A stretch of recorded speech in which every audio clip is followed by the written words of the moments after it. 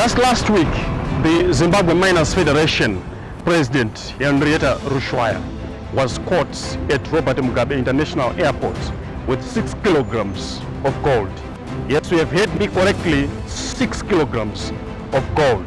She is now before the courts. I must mention that she has been already fired from that position of being the president of the Zimbabwe Miners Federation. Just yesterday, on Sunday, the First Lady Auxillia Mnangagwa, who was implicated into this gold smuggling case, refuted the claims and has challenged the police to issue a statement. And the police has done so, exonerated her. She is not related to this case. She knows nothing about this case, together with her son Collins, as alleged by one of the suspects, Gift Karanda. Today, my guest on the agenda today to discuss these issues is Information Permanent Secretary, Mr. Nick Mangwana, who is going to tell us why the First Lady has been exonerated and why the police has so quickly quashed the allegations that she is implicated in this case. Among other issues, please tune on. This is Newsroom TV, the agenda on a Tuesday.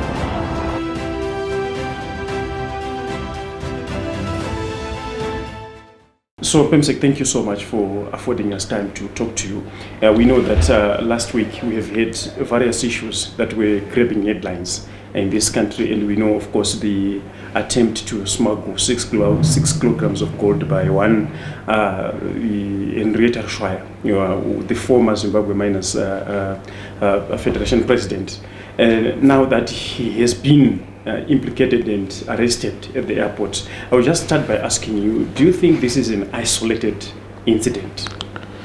Not regarding, I wouldn't comment regarding particularly Mrs. Rushwaya because I wouldn't know.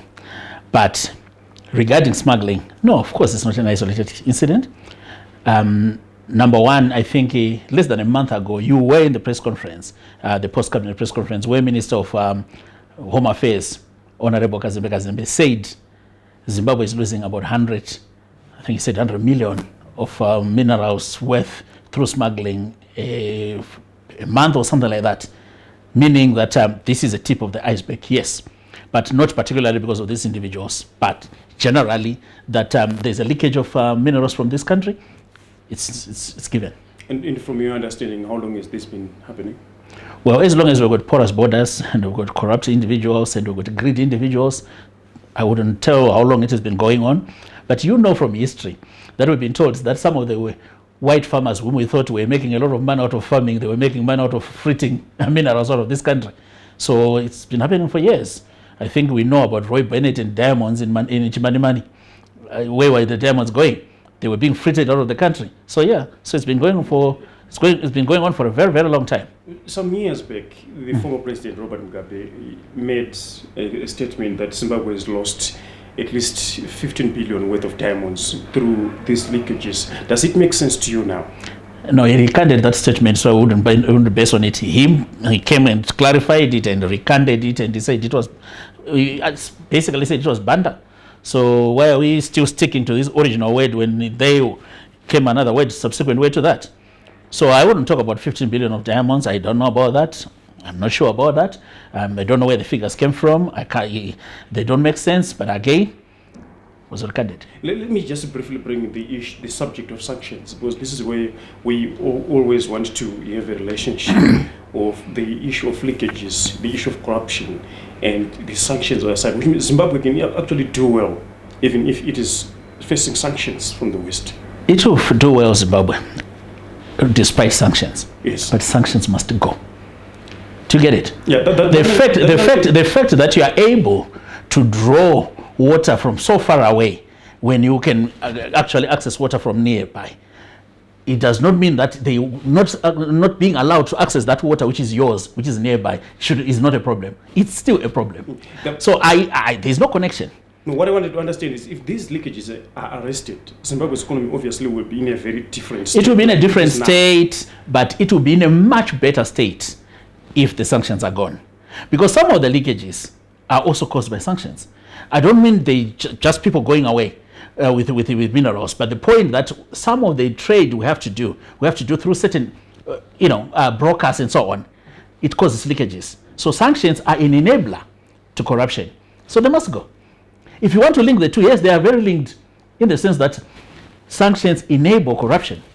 I have referred to the Chindori Chininga report before, which actually says we are getting only less than 25% of our mineral or of our diamond wealth because of sanctions. So yes, sanctions and corruption are linked, but I do not believe that we should have some sort of dichotomy in that regard. Sanctions must go, simple. Okay. Corruption must be curtailed, simple. Okay, let me go back again to the Rushwaya case. Of course, this is now the case that is before the courts, and obviously we can discuss it extensively. But there's one interesting part. The third accused person, Gift Karanda, you know this. According to the charge sheet, it reads that the accused number 3 has been charged for defeating or obstructing the course of justice as defined in Section 184 of the Criminal Law Codification and Reform, Chapter 923. Facts being that, well knowing that accused one Rushwaya was under arrest, he approached the security officers alleging that the gold belonged to the First Lady and son, Collins. The first family, who was supposed to have brought it about due to other commitments, had requested the accused to transport it on his behalf. This is the allegations now against the First Lady and son. What's your opinion? Even a person as biased as you knows that this is nonsense. Why? Because Karanda was not caught with the gold. According to even the allegations, the person with the gold was Miss Rushwaya. And Miss Rushwaya said who the owner of the gold was, right? So Karanda says something else, which has no link. All he wanted was for the gold to be released. Because once you drop in good names or big names, somebody's likely to be scared for their careers, for their lives, and so forth. That's the problem with name dropping. Have I ever heard my name dropped in somewhere? Yes. Somebody actually was caught bringing in a car, and then he said it's for Pemsek Mangwana. And I got a call from Plumtree. When was that? Some months ago. Just before lockdown, are you expecting, are you importing a car? No, I'm not importing a car. But this person says they have your car. Says, no, I'm not expecting a car. And they showed me a picture. They sent me a picture. Fortunately, they phoned me. They showed me a picture. This person, do you know them? I don't. But you are in the picture with them. Somebody had just requested, a random person had requested for a selfie. And they said, it's okay. I'm a public figure, so there's no problem. And now they were using that for a criminal enterprise. And I said, no, I do not know them. I have no... And I looked at the background. It was at Gaba, where the photo was taken. And then I remembered, yes, I have had a few selfies at Gaba. That's it. That's name dropping for criminal enterprise. But it doesn't mean I was importing a car because we're not importing cars. That's the point. That's the same scenario that played out at the airport. So let's get to it in the sense that the First Lady has spoken on it. Clearly she says, I'm not involved. The police have investigated. They've arrested all the people that were concerned, including Ali, right? Ali Mohammed, I think that's his name. And there's no link to the First Lady whatsoever. There is none. So the issue is name dropping. The issue is not the First Lady is involved in the criminal enterprise. Let me just read to you one of the social media followers, who posted this. That Ms. Mnangagwa challenged the police in Zimbabwe to issue a statement with regards to the utterances by the accuser at 13:39 p.m. That's yesterday. And by 14:15, police Zimbabwe issued a statement indicating that comprehensive investigations were complete.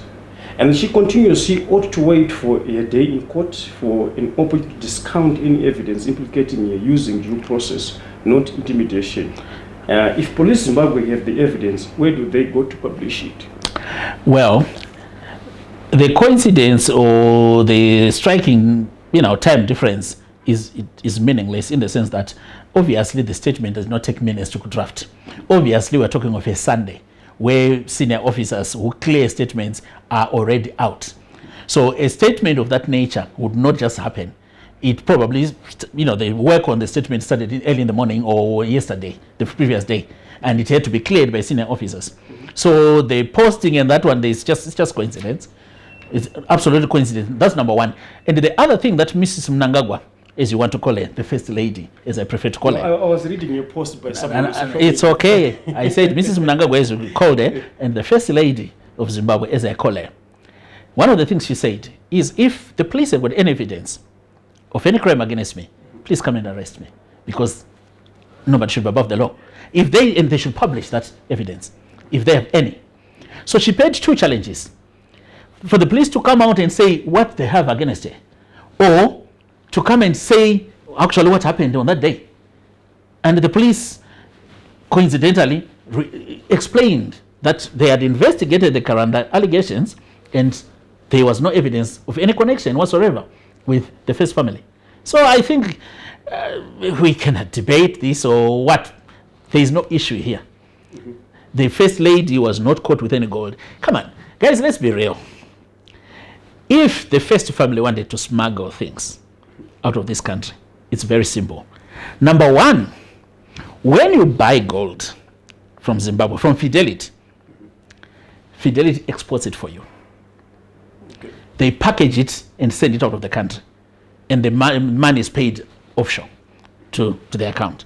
That's how it works. So if the First Lady, for example, even the president, if he wanted to export gold, they would not use a mule to carry it through the airport. No. They would just tell the governor, he's the president, isn't he? They would tell the governor to package it and send it wherever it's going. As simple as that. I mean, do you realize how powerful a president is? So he doesn't do that because he's a straight guy. The First family doesn't do that because they are straight. So to even associate them with the smuggling of that nature is actually demeaning how the state works or what the power of the state can have. So no, the president is not involved. The family is not involved. Because if you look at the, ragtag way this thing was being done, does it, speak of any state machinery? Let me ask you something, Pimsega. I do understand what you're saying. If the First Lady had not issued a statement to say, exonerate me from this matter, I have nothing to do with it, were we going to see a statement from the police? Absolutely. I was already aware that there was a statement coming. I can tell you that authoritatively, the statement was already on its way. Let me ask you something. You just wanted to understand. Yeah, well, the whole conversation is about you asking me things. So carry on. Okay. Yeah. I just wanted to understand that we are having an interview in here, and then after the interview, I go out there, I allege that the PEMSEC assaulted me. I report you to the police. So, and no, I just want, let me... I hear what you're saying, so that we just get there very fast. I want to understand your wisdom. So you think the First Lady of Zimbabwe, the only way for her to speak to the police is via a social media post? So if she wanted to lean on the police, she could have done that without writing a social media post at all. So you are focused on the social media post that you saw. No. So the point is, if she wanted to have a conversation with the police on that and push the police to act, she didn't need to write a social media post. She could have done that. What I wanted to say is, I go out there and make probably even a police report to say I've been assaulted by the PEMSEC. How should the law support? Doesn't it mean that you automatically become a suspect for the police for questioning?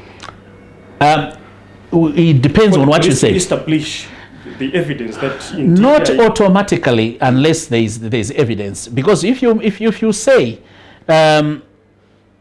this PEMSEC has stolen my tie, right? In the first place, did you leave home with a tie? Were you carrying a tie? They may decide to inquire by first talking to your wife to say if you have got one, or your boyfriend if you got, if that's what you have. Did he leave the house with a tie? And make inquiries in that nature. And the friends and your colleagues, did he have a tie before he went to the office? No, he didn't have a tie, not at all. Then there's no point in harassing me by talking to me, because they know you're lying. Because when they check the security there, did he actually have a tie when he went in there? No, he didn't have a tie. So game over. They know straight away you are lying. But if there is, when they make inquiries, and if there is any evidence that they will need a conversation with the First Lady, then they will have a conversation with the First Lady. But in this particular case, from their investigations, they realized they didn't need a conversation with the First Lady. You talked about the Fidelity being the sole institution which is supposed to export gold outside the country? Or what does it take for one to become an agent of fidelity in terms of gold? I don't know. I'm not very au fait with that. I'm not in the trade. That's your question is very technical. So you wouldn't expect me to know how to apply for a trade license, a gold trade license, and so forth. I think that's a conversation we can have with Fidelity. It's not government policy, but the policy ends at the point of who is supposed to export gold, who is supposed to trade gold. That's policy. Everything else is operational. Okay, well, let's talk something about that came out this previous week. You have heard what the judges said. They wrote the president complaining. No, I don't know any judge who wrote the president. What I saw was an anonymous letter whose authenticity and veracity I cannot stand with, because I don't know whether... Did any judge own up to say, actually, I wrote that letter? Well, maybe you wrote it from your desk and sent it floating on your social media. Who knows? Because no judge signed it. So how can you be so sure that it was written by judges? How many things are written in fake news items are floating around right now on social media and other platforms? So no, as far as I'm concerned, no judge wrote to the president. Yeah, you and me know that there has been a narrative, particularly from the opposition, which continues to say... From the opposition and media, yeah. Which continues anyway to say the judiciary is captured. So I wanted us to look at it in terms of... We can't premise our conversation on fakery. The premises of our conversation should be authentic documents, authenticated documents. Did you guys as media speak to any judge who told you, not a judge under investigation for something, just ordinary judges, because we do have dozens of judges, don't we? So did you speak to any judge after you saw this anonymous letter and you say, okay, between the two of us, off the record, did you, are you one of the authors of this document? Because we are making us assume that in an unsigned document, he had 12, 13, 14, I don't know how many judges sitting together typing this thing and then sending it floating anonymously. It could be one judge, it could be no judge at all. Do you get what I'm saying? Mm-hmm. So why should we have a conversation premised on lies? Oh, well, we are talking about justice delivery here. Then reframe your question, then we can talk about it. Because the moment you say judges wrote a letter to the president, you have to prove that judges wrote a letter to the president. Because as far as I'm concerned, no judge has written a letter to the president. Okay, let me ask you something. So you can ask me a different question. The issue of justice delivery. Sure, go on. Does it satisfy you as an individual? Oh, big time. Are you happy about it? Very, very happy. Very, very happy. At one time, you know that out of 21 cases, which the state was a part to, we lost the rest except 6. That shows you the impartiality of our justice delivery system. Where the state continues to lose. I think we were today, both on you and I were at a conference where some people were actually talking about the case they won against the ministry. Okay. Yeah, exactly. Mm-hmm. And maybe it's you actually, one of the people who won the case against us. No, not. Yeah, not, it's okay even if it's you. But you know about them, right? You know about this case, right? No, I'm not privy to the details. You know, the case where we were said to, there were restrictions against the media, blah, blah, blah, blah, blah, something like all those lines by MISA. Mm-hmm. They won the case. They were bragging about it just a few hours ago. Mm-hmm. Yeah.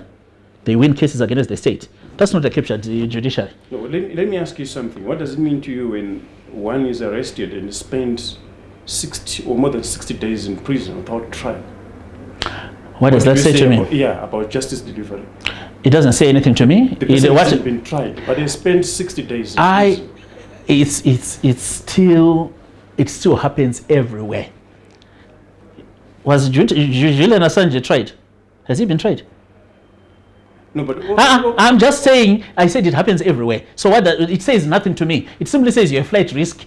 You are you have been. It's either you're at risk of interfering with witnesses and the rest, which the judges make decisions to. I'm not going to sit here as some sort of a superior court, putting judgment against what the judiciary would have decided. I'm saying what you're asking me happens in any country. Even right now, we can have this conversation tomorrow where I'll give you stats of people languishing in prison. Not in Guantanamo Bay. I'm not even going there. I mean, in ordinary prison, waiting for their trial dates. Zimbabwe is under Second Republic in the new dispensation. You know, if you're sleeping. Second Republic does not mean that you should let potential criminals or run away and abscond. No, that's not what the Second Republic means. Second Republic means that the processes and the systems should be within the law and the ambit of our constitution. So is it in our constitution that people can be held whilst awaiting trial in remand? Yes, that's why we built the remand prison. Otherwise, let's go and crash it or use it for another purpose. Is it in our constitution? Yes. Is it in the South African constitution? Yes. Is it in the uncoded British constitution? Yes. American constitution? Yes. Any jurisdiction you think of, it is there. People can be held. So why are we... I mean, you see, the confusion within certain narratives is very simple. If a person that's accused of corruption is arrested, and 2 weeks later, they are given bail, you say catch and release. You don't want them to be released, right? If a person that has committed another crime is held in prison, and now and you are saying, oh, they should be released. Do you want releases or not? Do you want people that are caught to be released or not? Or you want only those accused of corruption never to be released? Let's have references here. We have one Tennis Mnangagwa who was arrested at the magistrate court. I don't know about that case, but you can tell me about it. Yes, was arrested in August, and he spent 60 days plus in prison. Man, for me, I spent 61. And then you I said, man, for me, I spent 61. And then you have the scholars, job scholar, you have Jacob Ngaruvume, you have Wopo Chungona. These, they spent more than a month in prison without a trial. So I just want to seek your opinion. Even even the corruption ones spent a long time in prison waiting trial. And people were so happy that it's not catch and release. The moment they were released, they said catch and release. Chombo spent a bit of time as well. And when he was released, people said catch and release. People spend time in prison waiting trial. If there's a risk that they can repeat, they can be repeat offenders. Those ones I may appreciate. Perhaps the state was. What's the difference? What's the difference? An accused is accused. Justice is blind. Let me ask you just about this mere Zina student, President Takudza Ngazura, who also spent a month in prison. What does it tell you about justice delivery? I don't know why. He's a mere student. Well, I don't know what he does. It doesn't matter. The point is, crime does not know a station or job. Crime is a crime. Is he suspected of a crime? Is there enough evidence that he committed a crime? Then let justice play. Why do you want to sit in judgment over the judiciary yourself? Why are you sitting in judgment over the judiciary? Okay, today we're of course commemorating the end to abuse of journalists with impunity, and we should appreciate that we were with you at the event. But of course, you heard the concerns that the journalists have. But in particular, let me just ask you, because we haven't heard particularly from the government with reference to the Midland State University student, Tawanda Mchewa, who was allegedly abducted on the eve of the foiled July 31st anti-corruption protest. What's your opinion on that? The state this is a student journalist. The state does not abduct. So he may have been abducted, but certainly not by the state. I do not know whether he was abducted or not, but definitely I can tell you authoritatively, the state does not abduct. If the state wants to arrest, that does not abduct people. Yeah, but we have seen also the car Impala rental being implicated in this case, that one of its vehicles was used, and Impala is acknowledged. Does it say by the state? No, not by the state. It was used by the abductors. By the abductors? Yes, by the Okay, abductors. fine. They are not known. Fine, now. fine. But I was seeking your opinion on this company, which actually is to say one of the vehicles which was used belongs to us. And now we've got these students who go there routinely to... It is our duty as the barometers of class consciousness to respond to issues of social justice. They abducted Tawanda, one of us, a student, and we as the Zimbabwe National Students Union, we are never going to be quiet. I don't know who attacked the people, if they were attacked, because I wasn't there. But I can tell you this. Nobody has got the right to go and interfere with anyone's business. If you want to demonstrate, make sure you do not interfere with this business. This idea of going to lock up somebody's business premises, if they bring out security to make sure that they can continue to trade, they are probably within reason, as long as they use reasonable force to ensure that they can continue to trade. One of the reasons that these students give is that the company must issue out details of the person who rented All that on the day in question. Costa, all that can be done by getting a court order and what have you. You have no right to take the law into your hands and try to force somebody to do what you want. And the student had no right to try to force Impala to do what they want. And Impala probably has got the right to defend their business, their lawful business enterprise, because nobody has got the right to ensure that they harass clients or they harass employees of any company. You don't have the right. If you want to force my hand to provide you what you need, go to court. The student should go to court, come back with a court order, come back with the deputy sheriff and enforce that court order. If the Impala is found in contempt of court, then they will be arrested. But you cannot act as the judge, jury, and the executioner. That's what these students are doing. So I'm saying, if you're at my house or at my business premises, I get, for example, guard alert or faucet to ensure the security of my staff and my assets in there, and you come in there and try to stop my business, within reason and within the law, those guard alert or faucet security can do certain things to ensure that my business continues to run. That's why I'm paying them every month, isn't it? If you were to meet Tawanda Mcheyiwa, this MSU student, in that state after going that experience, what were you going to say to you? I would say, oh, you experienced something very evil if this happened to you. The people should be arrested. The people that did this to you. Okay, lastly, how safe are journalists in today's Zimbabwe? Journalists in Zimbabwe are very safe. You see, extremely safe.